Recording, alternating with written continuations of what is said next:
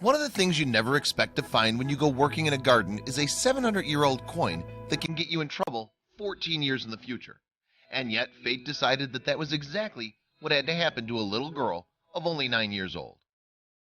Kate Harding, a British citizen who's the protagonist of this story, had decided to go help her mother with some labors in the garden when she was only 9 years old.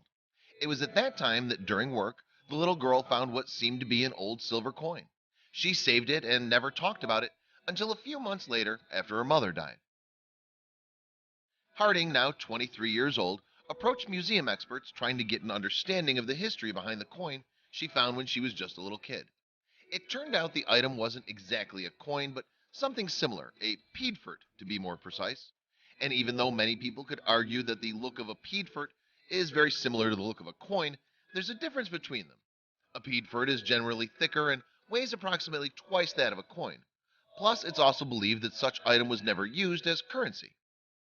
But if peedforts weren't used as currency, how were they used? Well, it's believed they were used as guides for mint workers and as reckoning counters for officials. However, the particular peedfort young Kate Harding showed to museum experts was a representative object marking Charles IV's ascension to the French throne in 1322. Due to this reason, Miss Harding was requested to inform about the ancient treasure to a local coroner.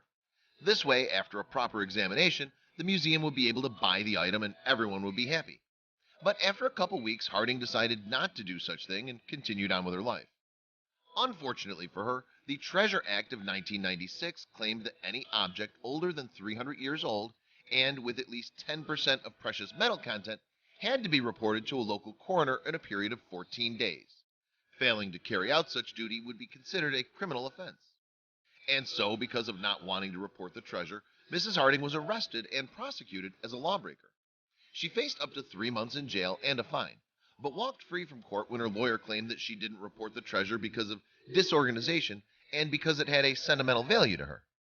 In the end, the young woman was set free under a conditional discharge and had to pay $25 to continue with her life. As for the museum, the so-wanted peedfort never made it into their facilities. In fact, when Mrs. Harding decided to speak with the local coroner, she said she'd lost the item, and so because of that, authorities stopped harassing her. Of having sold the peedfort, Miss Ford would have been rewarded with £2,000. But as far as we know, she probably still keeps it as it's of great sentimental value to her. Now, tell us, what would you do if you found something similar? Would you report it to a museum? Please make sure to subscribe and hit the bell so you never miss an upload from us. Also, leave a like right now.